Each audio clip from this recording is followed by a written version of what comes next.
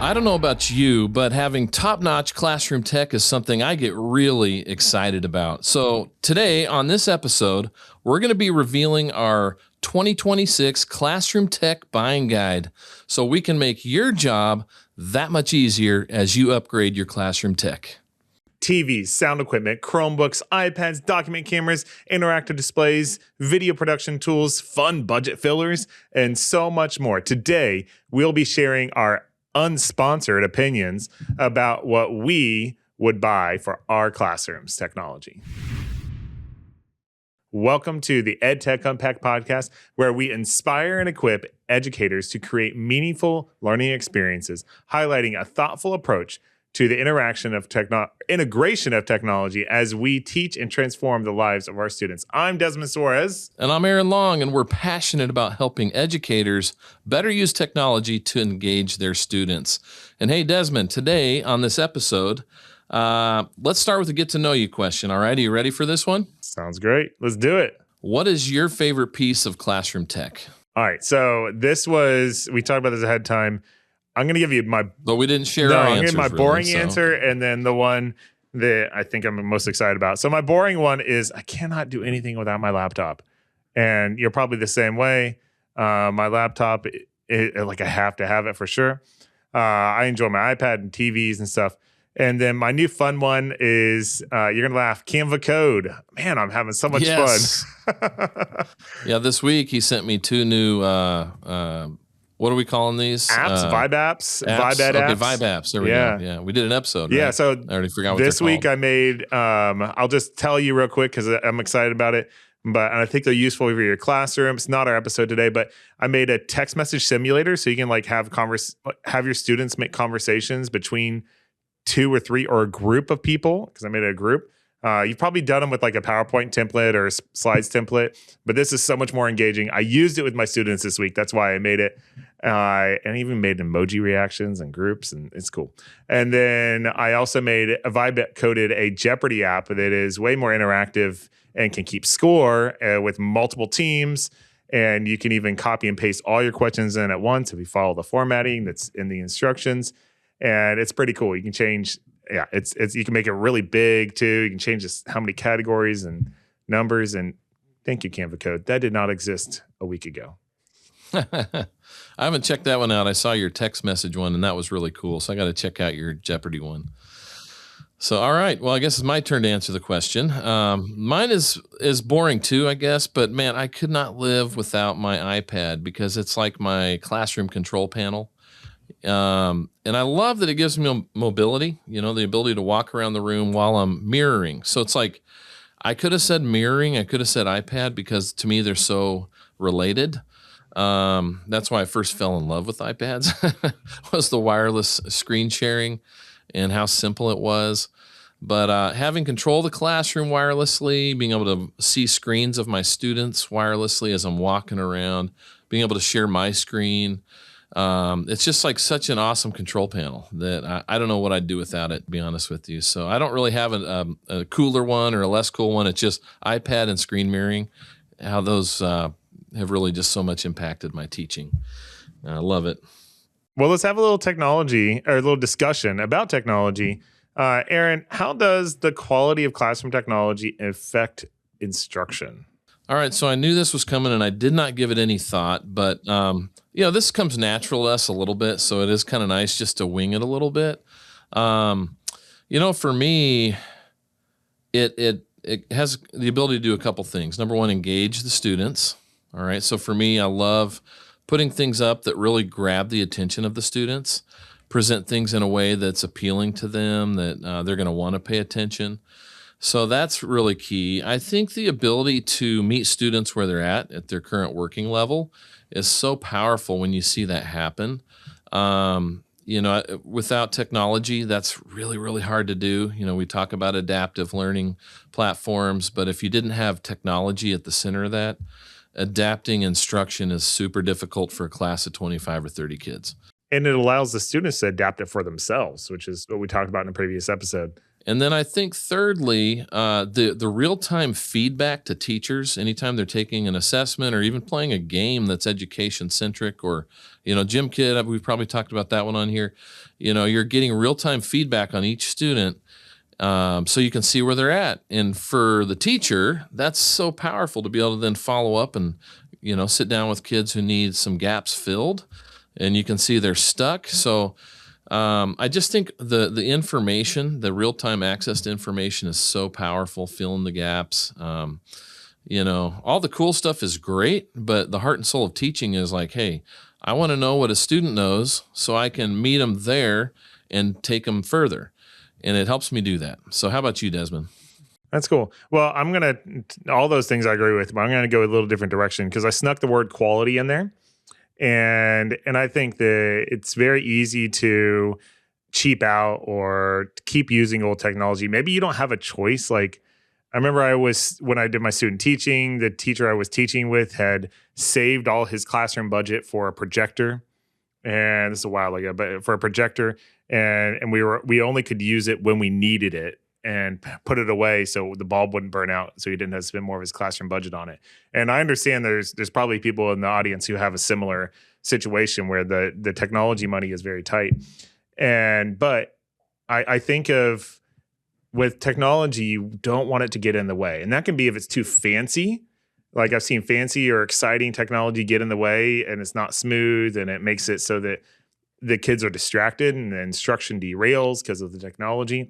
But on the other side, if your like screen keeps on flickering or breaking and your sound is muffled or not loud enough or clear enough, or if your computer is too slow or the student's computer is too slow, then that gets in the way of instruction. And so I don't think that you have to necessarily have the fanciest stuff. In fact, oftentimes you don't. We'll talk about that later. But you need to have stuff that works and doesn't get in the way. Man, what a great frame for this whole episode. And by the way, Desmond answered that question way better than I did. No, you gave a right answer as because well. You're right. The word quality matters a lot. So that was great. I was sitting here just, yes, you're nailing it. So, dude, that's great. Do you have anything to add to that, or is that? No, it's time. Hey, let's do it, man. Let's unpack the tech.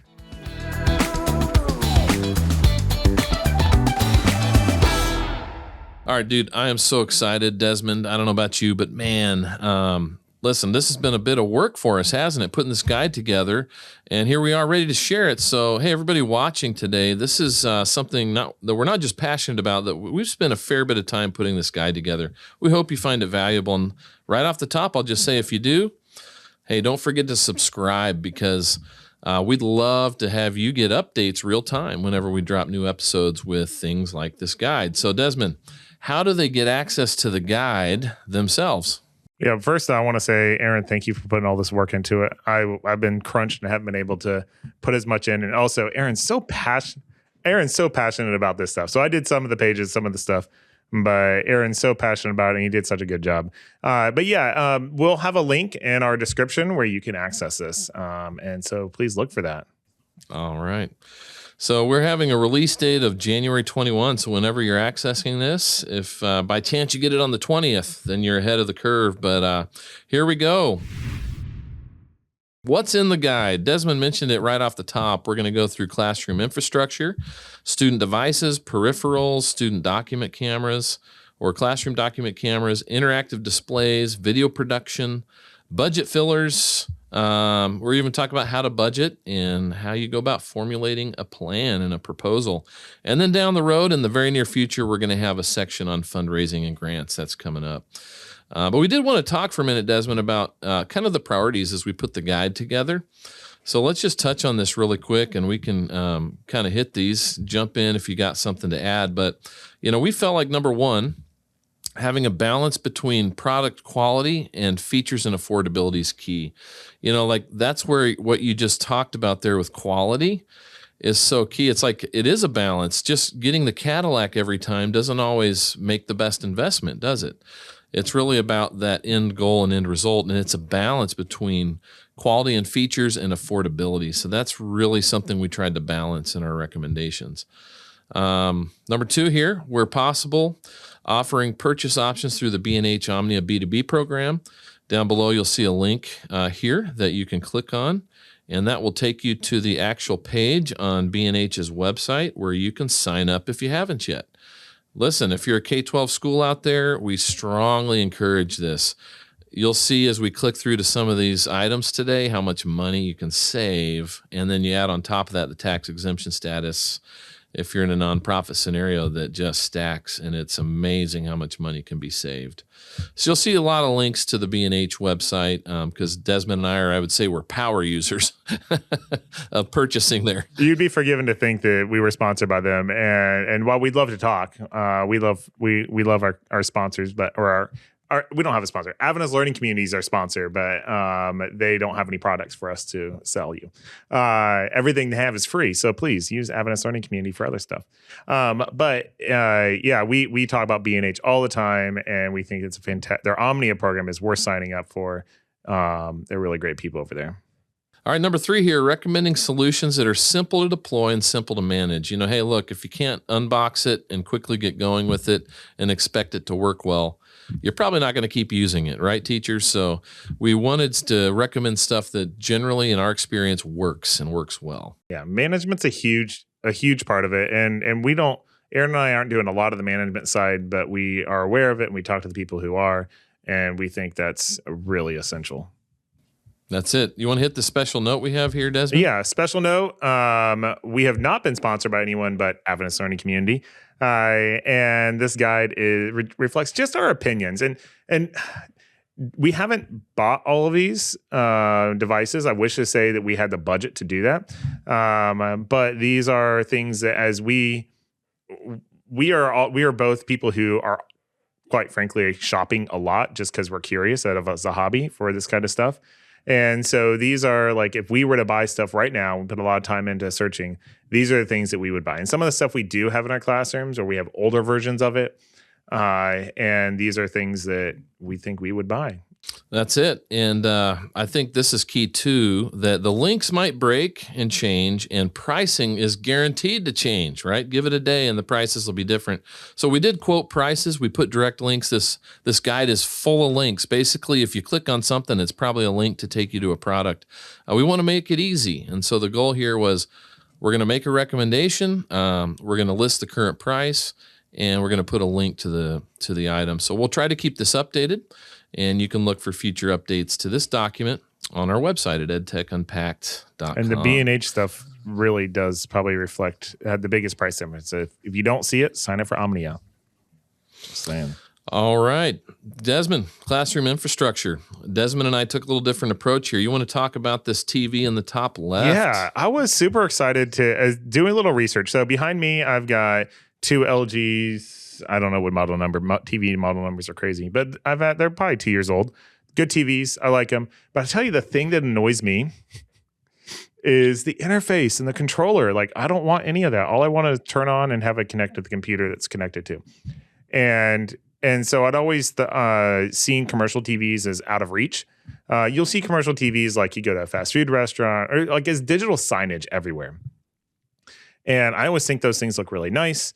And the nice thing is that they don't have the extra stuff. Like, I don't need a Netflix app. I don't want a Netflix app on my classroom TV. And so this strips out all that stuff. But more importantly, it comes with really wide viewing angles, really long, like lasting. They should last longer because they're designed to be on all day, when the TVs, the budget TVs or the home TVs are not designed to be on all day, every day. That being said, we run these things a lot and they last us a long time, and we don't have commercial ones yet. But I was talking to my IT director, and she was, I think, kind of facetiously trying to figure out how we could get enough money to replace all our TVs.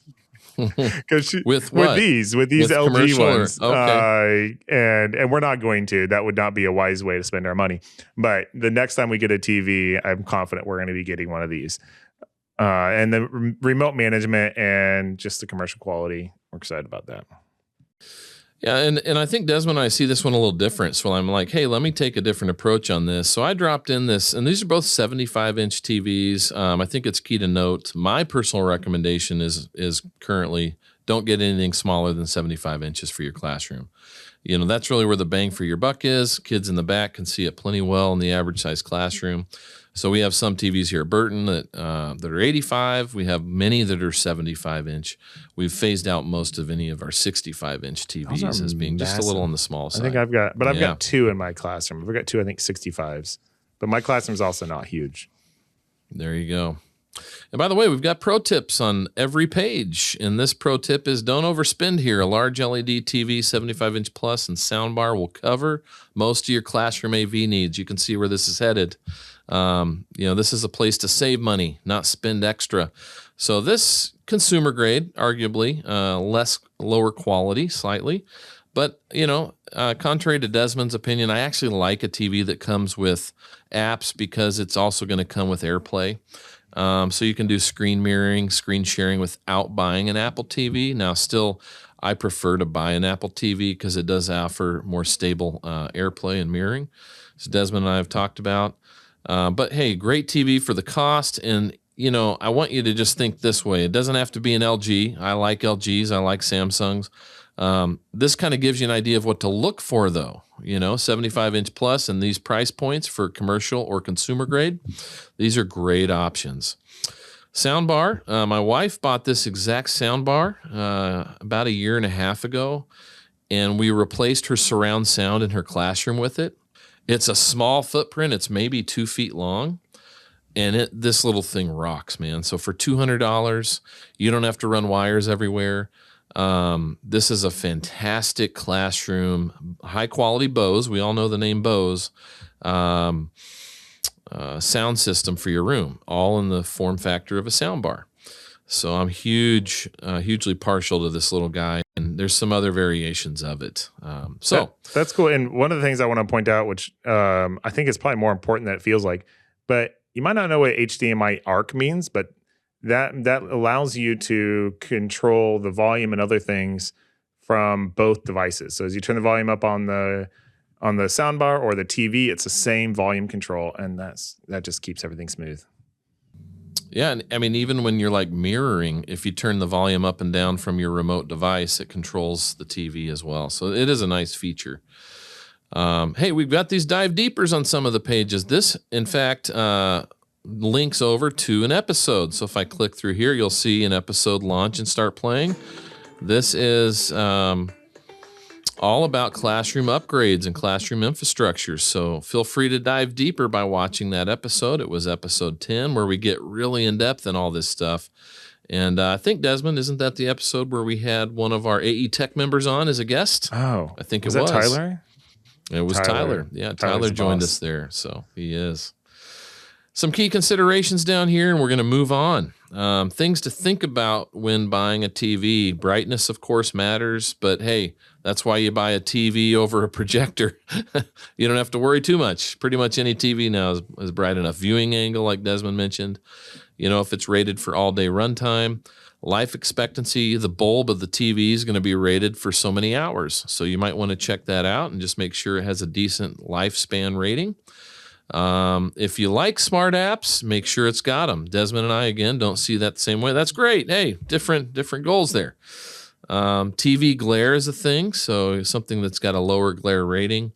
Those are things to consider possibly. That's why they have an orange check. Neither one of us really think that you need to worry about refresh rate. So when it says hertz, 120, 240, those are refresh rates. 240, totally irrelevant. A lot of these TVs are going to have 60 to 120 refresh rates. I personally don't care if it has 60 or 120 if it's a classroom TV. I mean, the refresh rate really is important for video games, and if it's above 60, or 60 is for sports. 120, like you're not even getting your broadcast at that level. And it's important to remember what kind of content you're showing. This TV is probably not used for entertainment. If so, wrong show. And so you're looking for features that are going to work for a classroom, or it's similar to an office setting. So they talk about like an office rather than your home entertainment. It doesn't really matter how good that new movie looks on it, because you probably shouldn't be playing new movies to your students because you have learning to do. We have things to do here. And so, yeah, having it the picture quality good enough, and every TV has good enough picture quality today, lasting long enough, viewing angles. And I think that these considerations, I'd pay more attention to these considerations at the bottom of each page than I would the products we're listing, because the products are going to change so quickly. Tomorrow there'll be new things released. Every day there's new things released. But the things we're looking at as when we're considering what TVs to buy or what devices to buy, I think that's the thing to learn more from. Great tip. We have 3 other options at the bottom. Feel free to click through there if you like Samsung. We picked out a couple that are very, very comparable to the LGs. So there's some other good options. Desmond, how about you launch us into student devices here and take us through the Chromebooks at the top? And I'm just going to say preview. I'm going to go straight into our deeper dive. Episode 11 is our most popular episode. Like every day, people are watching that for some reason. No, I think it must be fun. iPads versus Chromebooks, where we debate between them, and you'll have to find out which one's better. But in Chromebooks or iPads, they change. iPads, it's they get the new model. You pick the new model. Chromebooks are always changing. There's so much to think for. The one that we're currently using at our school, I put down at the bottom, which is the Lenovo IdeaPad Slim 3i, and I would have put it at the top. It's been great, but it's 2 years old now. So I did put the 2-in-1 up as our $429 option, and that looks like a really promising Chromebook. It recently came out, I think, in August, and I hesitated because it's basically the same Chromebook, but we've had really bad luck with 2-in-1s. The hinges are a weak point. Now, yeah, so it's a convertible. So it starts off as a regular laptop, but then you can flip the screen all the way around, and it's a tablet. And for your home or personal device, that is probably a feature you should look for if that sounds interesting to you. However, for a student device, that becomes a really weak fail point. And we have, I think it might be a Samsung one. We have some of our students have a 2-in-1 device, and some of them have the Lenovo that's not. And the hinges, we've had multiple different 2-in-1s over the years. The hinges are always a weak point. And so I shy away from that. But other than that, that looks like a really good Chromebook. Another one that I'm really interested in, and I haven't bought one of these yet, but I'm excited about CTL. And that's one where I kind of would like CTL to send us one. I haven't asked them. They might if I asked them. CTL, we're big fans. Yeah, we're actually, we talked to talking you guys up. We talked to them at ISTE last year. Maybe we should have asked for one. But yeah, CTL is, I love that they are a certified B Corp. So they're mission focused. They will recycle your devices, or they will buy them back if they have any value. They'll recycle them for free. And it's any device. Doesn't have to be a Chromebook. They'll do it. They're built for fleet, so businesses and education. And their bulk pricing starts at 20 per device. So if you're going to buy more than 20 devices, then you probably can get bulk pricing. Desmond, I'm going to point this out because you and I talked about this before the episode, but I'm seeing this here. When you click through to warranty, they offer up to 4-year warranties. Now, we don't have a price on that currently, but that's something that's really neat. And it's a bit unique, isn't it, Desmond, that Chromebook companies also warranting their own product up to 4 years. Yeah, and it's, we're talking about devices, but I really am a fan of the way the company has thought through this, where it is not just a device you buy and then throw away. They're thinking of the whole life cycle of the device, even after you don't have it. And I think that's a really great approach, because if you can get any value out of it, we have a bunch of Chromebooks that we don't know what to do with because they weren't CTLs. And maybe if we go CTL next time, they'll recycle them for us. But it's kind of a shame to not be able to do anything with your old tech. Desmond, you have listed here Chromebook buying considerations. You've listed Chromebook Plus and Data Auto Update. Yeah, mention those. Those are really important ones. So Chromebook Plus is Google's branding to say that, hey, this Chromebook is high enough quality. Because at one point, excuse me, especially during COVID, there was a bunch of really cheap trash Chromebooks sold. And those did not have Google was allowing all these cheap devices to be made as Chromebooks, and there's a vast difference in quality for them.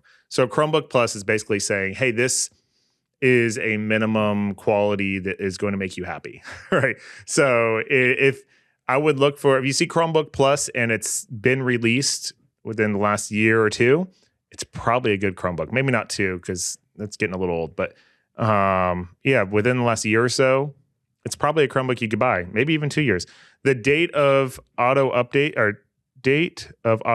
policy, if you just search that, and maybe we should link it, Google has every Chromebook ever made listed as when it is the last date of its guaranteed support. They might support it longer than that, but it'll get. So Desmond, can we link that in our document? And okay, great. So we'll put a link right here if you're watching right now. That this link will take you to whatever location on Google's service pages kind of mention that. So I didn't know that they had a place where you can look that up. And please look up your Chromebook before you buy it, because it will tell you, like, you're going to get updates through this amount of time. There were companies, even brands you know about, who were taking old internals and putting them in new bodies of Chromebooks and selling them as the 2026 model when it was like the 4 or 5 year old internals. And they weren't getting updates very long. And once a Chromebook doesn't get updates, you should not use it, because it's all of a sudden it's a security issue. Google has been working on a way to still make those viable, but I don't know, I need to do a little more research on that to see if it's worth it. Really good tips there. Anything else to mention? And I'm going to hit the buying device considerations at the bottom. Yeah, so at the bottom of the page, and we're going to work our way back up to iPads, the things we think are really important to consider: your screen quality, durability of the device, overall features, life expectancy is huge. We'll talk about that in a moment with the iPads. Obviously, warranty is important to us. That's why we mentioned the CTL warranties. I think it comes with a standard 1-year warranty, this CTL Chromebook, and you can upgrade to 4. Intended uses. Hey, what do you intend to do with the device? That can steer your direction as much as price and other features. How are we going to use it? The apps and software, there's a lot of crossover, but then there's also unique app stores. And so you're going to want to think about what I can use in each environment. Keyboard and stylus, it's got an orange check. You may consider it. Again, that comes back to your intended uses. So let's talk iPads here real quick. I've linked, but these links are not perfect and complete. And I'm going to actually click through and show you, but I want to just first of all say this price is not the price of the device. Okay, so here at Burton Academy, many other schools, larger districts, you do bulk purchasing when it comes to iPads. When you do that, you cannot purchase by the device. You purchase in packs of 10 typically, so 10 packs. And so with that, there's a special education store, but then within the education store, there's a special area to go to look at these 10 packs and what comes with them. And there's tons of options. So this $618 device price is if you purchase in 10 packs. And I have that noted here. But the beauty of that is you can upgrade to 4 years of AppleCare Plus. And so this price includes, and then we're going to click through, the 256 gigabyte Wi-Fi version of the iPad, so the newest version. It includes a rugged smart connector keyboard case as pictured. So we like the Logitech ones. These have been great. They're soft touch. They use the smart connector. They're rock solid. Keep the devices well covered and protected. And then, of course, your 4 years of AppleCare Plus. The beauty there is with AppleCare Plus for education, there's a $0 deductible. You break it, you can have up to 2 instances per year with $0 deductible. So you're all in with that cost. You know what your cost is. It's rather fixed for 4 years. Now, you could have a keyboard case breakage, extremely rare. That is not covered by the AppleCare. But it's extremely rare in our experience, 4+ years into our program here. So let's click through, and I just want to show you this. There's a lot of clicks to get to this place in Apple's website, and they even have, this is funny. I clicked through this to check it out today. Learn more on how to navigate the store. Now, it's not a good sign because it's pretty messy. Okay, it's not like their typical structure where you click through at the top and So we're going to launch into the store. Again, all this is subject to change. Pricing could change minute by minute, but we're going to click on iPad with selected rugged cases. I'll just note something that at the bottom here, you have these links to other products. Okay, so let's just say for a moment you want to check out the Apple TVs. What I've found is this is the quickest way to get there, and it keeps you in the education store. And you can see at the top, Apple Store for Education Institution. You're still in the education store, meaning this is education pricing. And this pricing is better than their rack rates. So you do want to be in the education store if you're an institution. So we're going to click through, and I'll just show you real quick here. If I want to look at rugged keyboard cases for iPad, I can dig in there. We can look at multi-packs for iPad. So you can kind of hunt and look around for different options. But this one in the middle, iPad Wi-Fi with Apple Care Plus and rugged case. And I think we're all the way on like page 6 or 7. So let's click through where I found the version I'm displaying. You can see the pricing here, and these 10 packs is the best pricing. And so you've got the Logitech. Let's see, this is 3 years, so it's one more page. Page 7, right at the top, we have the 256 gigabyte 10 pack Logitech Rugged Combo 4 touch case with, that's still 3 year. Let's go one more down. Here's the 4 year. Okay, so here's the 4-year Apple Care Plus, but you can see there's tons of options. You can have different hard drive sizes, different cases. This is not the only case option. Different number of years of Apple Care Plus. So there's a ton of options as you click through the store there. I just kind of wanted you to take a peek on the back end if you've never looked, as it's not as clean as you might hope. And I'll just mention one other device at the bottom here, the 128 gigs. So say you want to save a little bit but still have protection, you could go from 256 down to 128 gigs on the hard drive, and same keyboard case, and then you drop it to 3 years of Apple Care Plus. You're only paying $483 per device, okay? So that's not bad if you compare to $429 up here and $575. And what are you getting? A touch screen that's really built for content creation and annotation. That's beautiful. That's why iPad, in my opinion. You got the keyboard case that actually has a smart trackpad on it, so it's very much like using a laptop keyboard. And then you have the Apple Care Plus. I'm saying, all right, you can watch the video. All right, you can go watch the video on who won, right? No, we didn't. I don't know. We declared. That's right. But I think it's a compelling case. I was going to ask, how do you find your students filling up or how much are they storing on them? 128 seems like enough for a student device, but maybe I'm wrong. Well, and I think the difference is the kids take a lot of video on these because, a number of the teachers will do video-centric classroom projects because that's one of the beauties of the iPad. And so I think you're going to find the kids have a lot more video content for class. And so we've found that 256 is definitely probably the place you want to be over 128. Yeah. Especially for like grades 6 to 12. I think it makes a lot more sense. Yeah, the iPads and Chromebooks really take a very different approach of what kind of stuff you're going to do in your classroom.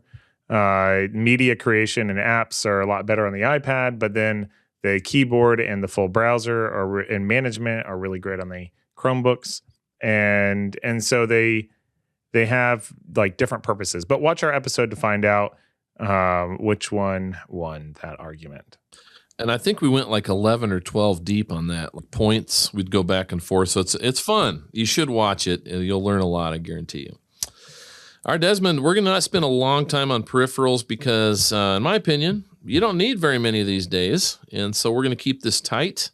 Before I jump in, does anything jump out at you on this page that you'd like to mention? Yeah, I think you're right. I think these are probably more special use case.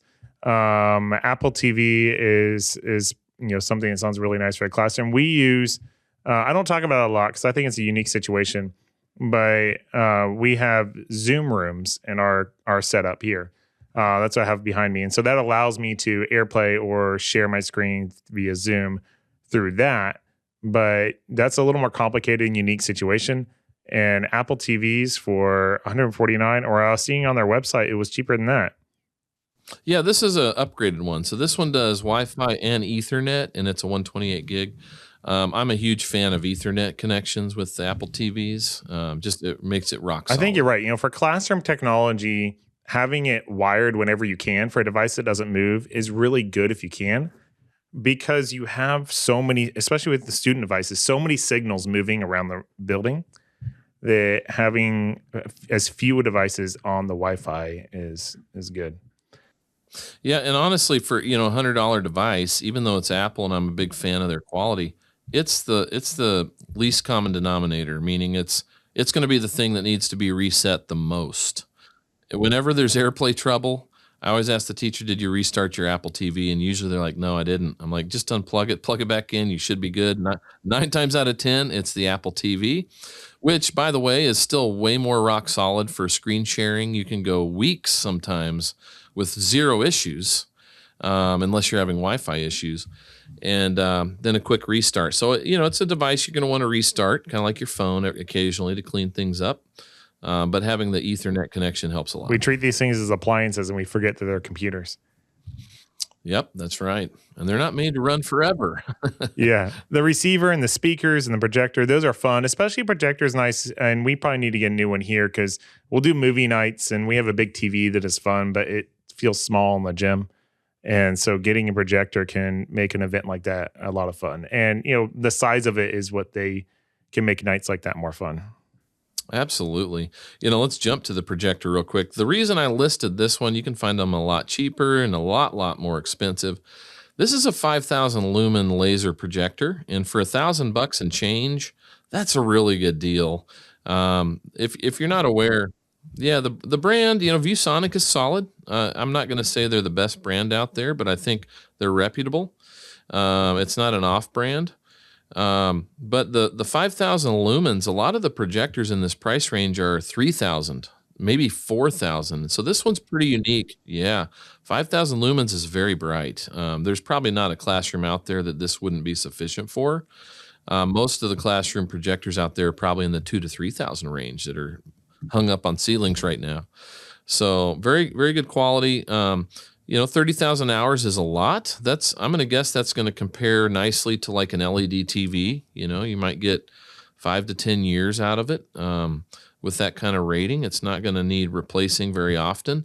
The old school projectors that are lamp based, you're going to have to replace that bulb every couple years, because we leave them on all day. But in all honesty, most of our classrooms here, we've ditched our receivers.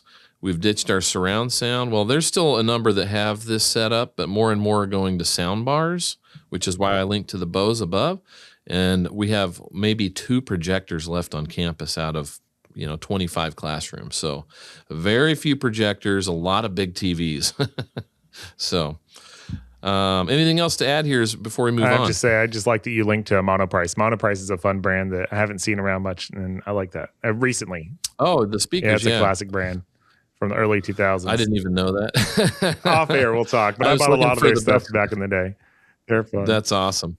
I was looking for something that was well rated because, again, okay, this is key. We should speak to this.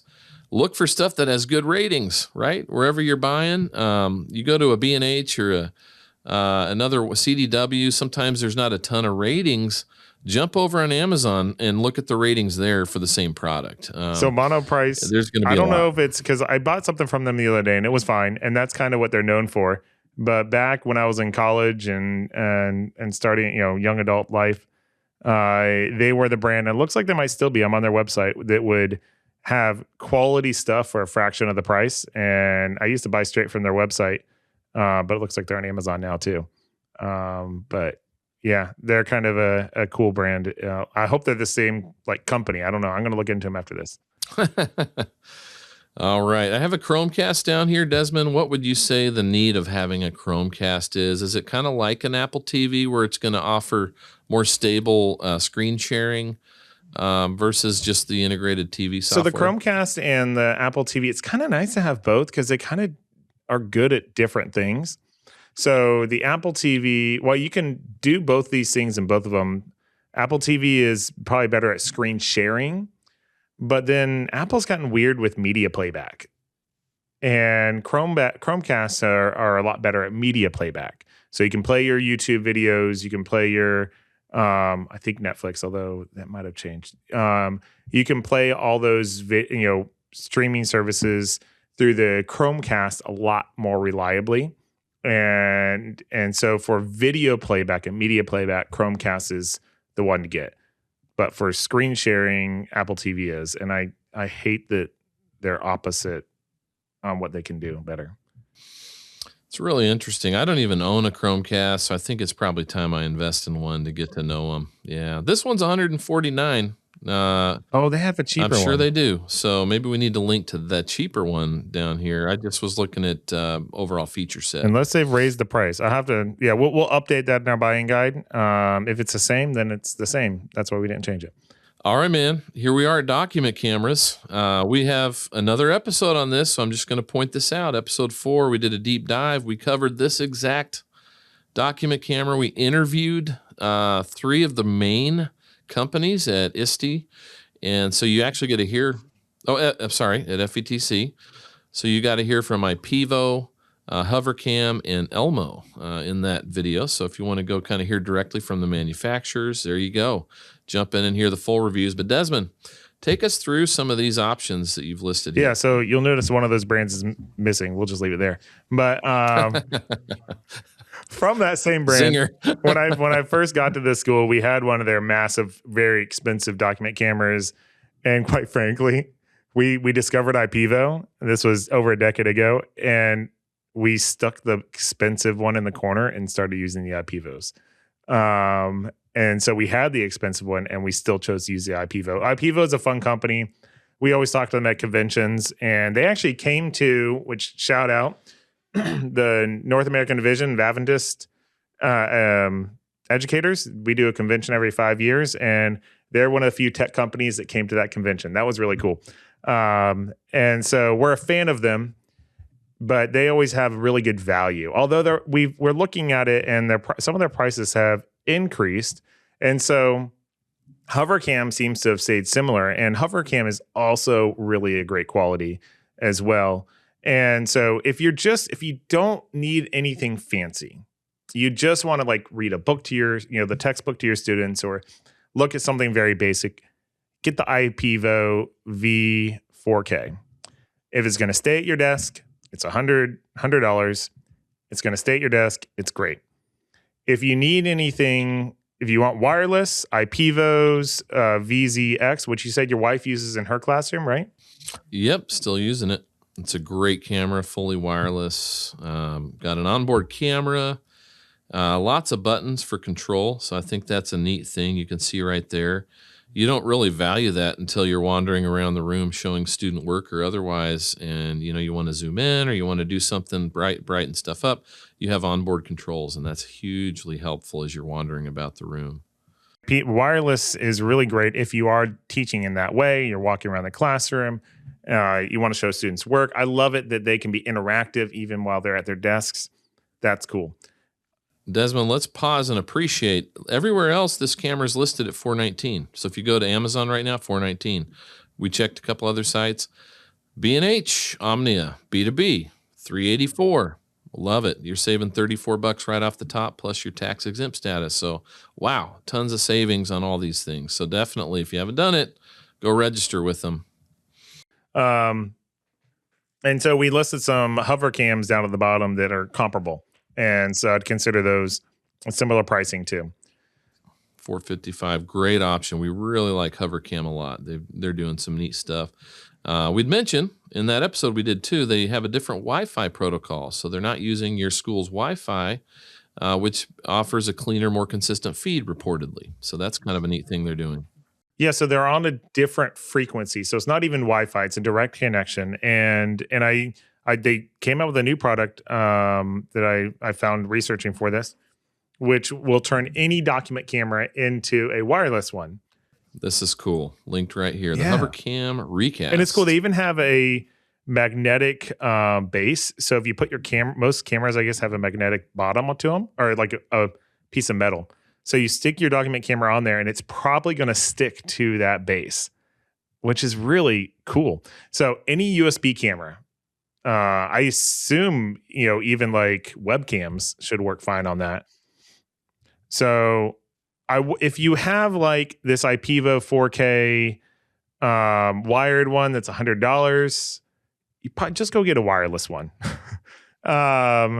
Just get a new wireless one. It's probably going to be best bet. Although but the new wireless one is probably going to have a better camera on it. The price will be about the same.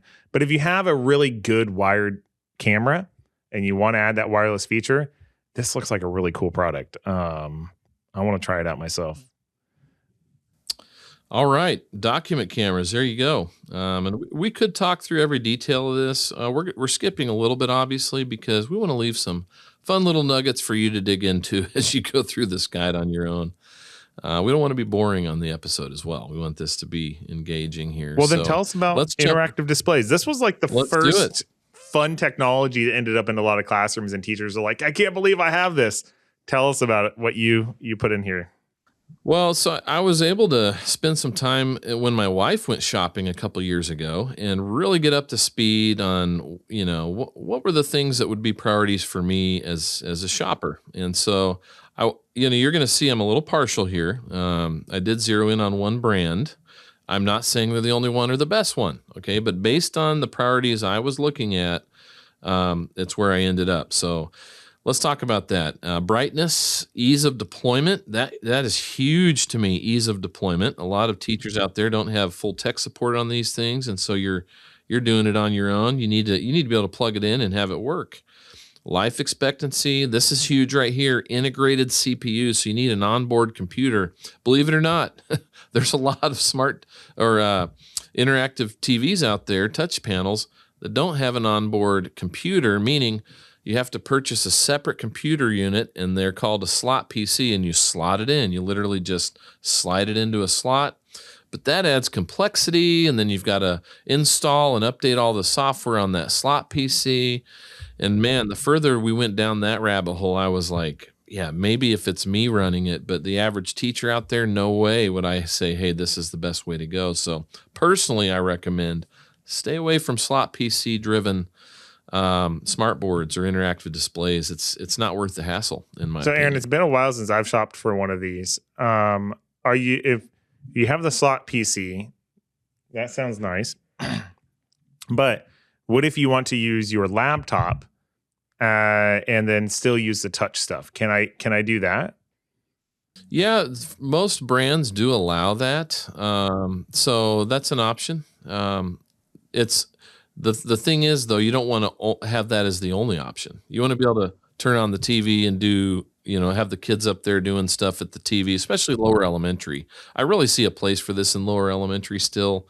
So my wife has her main mirroring TV, her big one in the front, and then her interactive display down low on a little rolling stand so the kids can access it. Yeah, they lay flat, right? Like a table? Stuff. Yeah, this one actually, it's just on a little rolling stand, and it sits about, 3 feet high and lower, so they can walk up and they take turns at the monitor and do interactive stuff in circle time. At the conventions I've seen, and I don't know if any of these displays work well for that, but they have, interactive displays that can be on stands. It can be up like a normal TV, and then you can convert them into like a table with multi-touch, and so the kids can be doing activities on that. I think that's a really cool idea. Those are pretty high end. Okay. It's probably going to be well out of the price point on this list here. That's another bracket. Or just raise more money.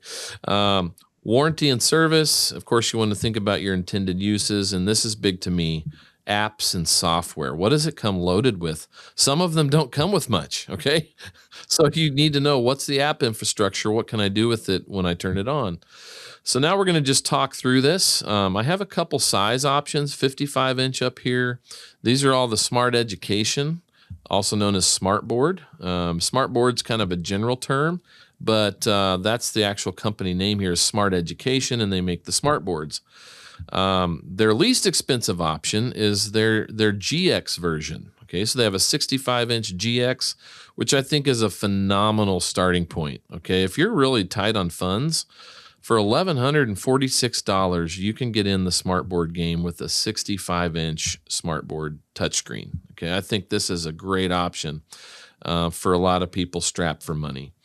all the way up to their higher end one, the RX, with the MX being the mid-range brand or the mid-range product line. So if you say, wow, there's so many things to consider within just one company, how do I break that down?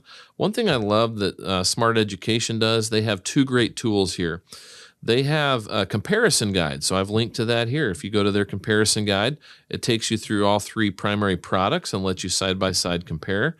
Great tool. And then they also have a buying guide that I've linked to here that takes you through, hey, what do you want to consider when you're buying a smart TV? And so it really takes you through all the different areas: connectivity, inclusivity, how do the students actually interact, accessibility. And so that's a nice way to kind of think through it. Those are great tools for a deeper dive. And having said all of that, we're just going to end by looking at their kind of highest end option. This is a 65-inch. This is very similar to what my wife has in her classroom. And what I like is, check this out, Desmond, when you go to B&H, this shocked me. You have some incredible warranty options that are not standard. Okay, so this is not a standard warranty. It comes with a 3-year warranty in this package, and it's only for the RX series. I looked at the others. They did not come with these warranty options. If I go to a 7-year, watch this. Look at the savings. I'm saving almost $1,200 and change, from $5,000 all the way down to $3,750, and I get a 7-year warranty with their top of line. And I'm telling you, when you go shop around, there's a lot more expensive products than these, but these are built to be, they all have the embedded CPU, so they have their onboard computer. There's nothing to buy extra. You're just, turning it on, getting an account set up. They have easy sign-in access with QR codes, so it's really built to be easy to use with onboard apps. And I'm very partial to them. There's even a couple more options down here that I've linked to that are all the same brand. So, hey, somebody out there has another favorite brand, please change our mind, because this is a category that I struggle with, having recently shopped. And so if you've got a better option, listen, we'd love to hear about it so we can talk about it. Our next topic is one that we can go on for hours, and should we make the promise that we're going to do an episode on this soon? Yep, we've talked about it, you and I, so I think we need to make it official here. We're going to do an episode. This is exciting. We are right now, just yesterday, spent all day working on a short film with my students. I teach a film class, have most of my equipment in that teal cabinet back there. But actually right now it's all right there because I need to unpack it from our filming time. But we had a lot of fun filming. We're going to film some more. We got about maybe a third of it filmed. And so we use this camera. It's also the same camera that Aaron and I are both looking at you through right now. Yep, Sony FX30. There are other cameras out there that are great. Camera game, you can always be upgrading.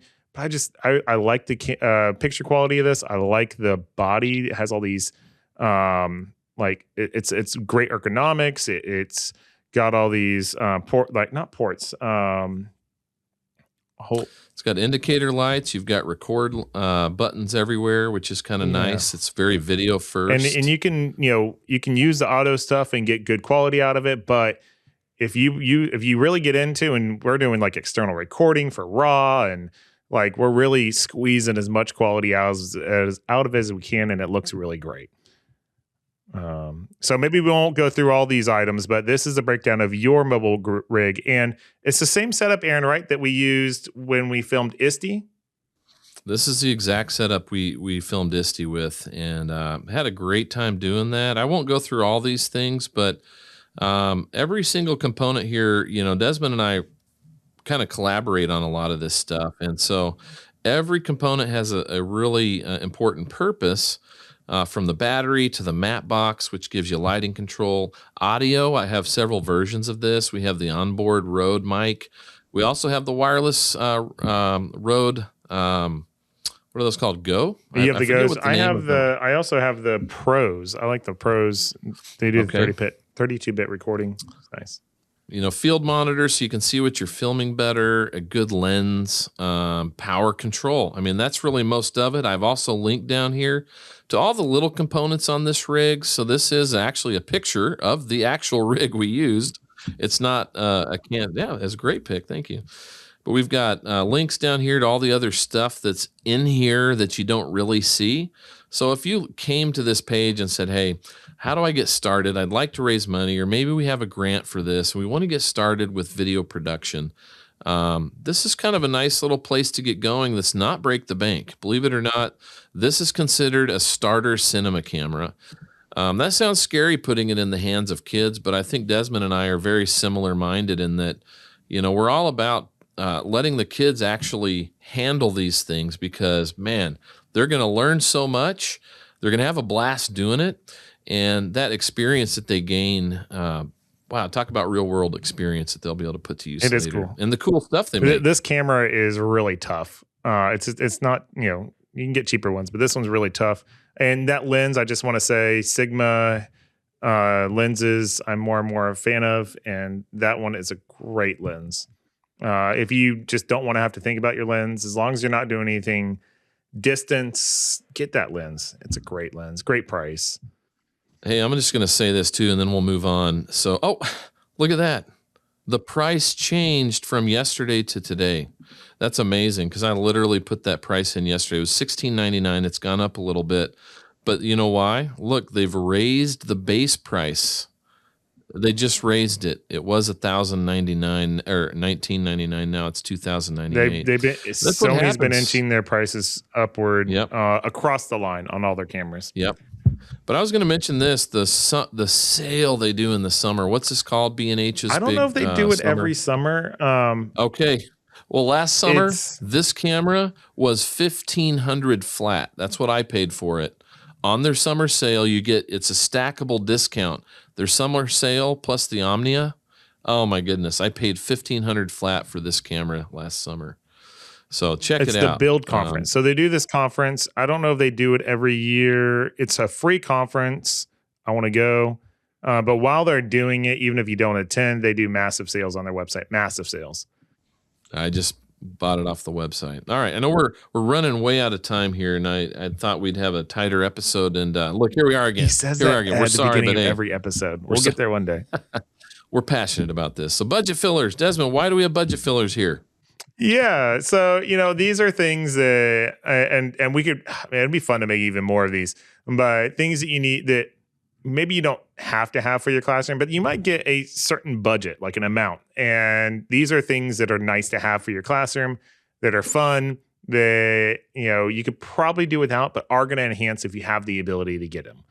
And so green screens, I tell you what, I have a green screen. I don't use it that often. But I should pull it out more often just because the kids love it and it blows their minds. We do use it. Actually, we use it for a news broadcast thing that my students did this year. And that went really well. And they figured all that out. I was really proud of them. Yep. Charging, devices means, people are going to have low battery all the time. So having a good charging station, headphones. We ask the kids to bring their own here, but a lot of times they don't have them. They need to watch an instructional video, whatever the case is. Having a set in the classroom is helpful. Some lighting for if you're into video production. I linked to a nice light here. Small Rig's a great brand. And this is a lot of bang for the buck as I was shopping today, putting that in there. Great option. That's not the light that we're using. Both of us have the same light, right? It's not the light that we're currently using, but we're using Small Rig's light. And I love that light. I take it all over the place for all sorts of stuff. We even use it at our Christmas concert as a spotlight. It's bright enough. It's not what it's designed for, but it works for that. I literally have mine set at 12% power right now. So it's super powerful. So great light. If you get a nice light like this, you do need a softbox of some kind. Desmond and I both have this one. Isn't this the one we have here? Yeah. And that's a great softbox. So it's a great softbox, goes right on the front. Good little combination there. All right, we're going to wrap up with just some tips on how to budget, how to make your proposals, because listen, with buying technology, it costs a lot of money. A lot of teachers freeze at that point. They don't know what to do, how to get to that place. They see this and say, I'd love to have all that. How do I do it? So we put together just a very short buying guide, budgeting and proposal page here. And so talking through those priorities, number one, We think it's important to create a detailed written plan. That's what you're going to see below here, with actual links to the desired products and notes about them as you're pitching it. You got to make a compelling pitch as to why you need what you're asking for. Number two, this is me talking. Desmond, you can chime in if you want. I say always present the request of what you plan to buy before you've raised the money, because it's so easy to get a yes if the money's not there. You have a solid plan, and then you're also offering to go fundraise for it. I've always gotten easy yeses when I present like that. And then lastly, create your action plan of how you're going to raise the money. A lot of schools have fundraisers going already. When I came to Burton here, 13 years ago, we didn't have a classroom improvement fundraiser. So I created one. And it started at about a $4,000 a year fundraiser for a couple of years. It got bigger and bigger, and it's evolved and blown up to where now we average about $30,000 a year for grades pre-K through 8. So $2,000 to $3,000 per class annually, where the majority of that money goes to upgrade their classrooms. And so it's now possible where it wasn't. So I just want to say, hey, if there's nothing in place at your school for that, create it. Pitch it, and don't be shy to lead out, because that's what it takes. I just one more thing I want to say to that, and this is mostly to our small private schools, where I know technology and getting money is tight. I know that. I went to a school like that. I have a lot of friends who teach at schools like that. That just every dollar is super tight, and I know you really want to spend your money wise, so please do. But certain technologies like a classroom screen, or the student devices, the teacher devices, put those in your budget. You might still fundraise for that budget, but budget for them and then plan to replace them on a predictable cycle. Using a company like CTL will help you make that plan and be able to life cycle your devices. But like I talked about with the Chromebooks, once they're not receiving updates, do not use them. They're a safety issue because they're not protected. They do not get security updates, and they're not good to use for really anything. They shouldn't be on your network. They should be powered off out of your building. And having a device, like having a quality device that's functioning fast enough, it doesn't have to be expensive. But if you're waiting for your computer to do things, then your employer pays you more and your time is worth more than the price of a device. And I know that math can be hard sometimes, because while that's true, you can't just reach out and grab $1,000 out of nowhere. But it is true that having devices that are functioning and functioning well and replace at a predictable rate, I think is important to be able to do your job as a professional well. And with that, hey, having a good written budget is really key. So I'm all about phases. Okay, you're not going to get all the money in 1 year. It took me about 3 years to raise money for my last classroom I was homeroom teacher in, and that was spending about $11,000 to $12,000 to upgrade the room over 3 years.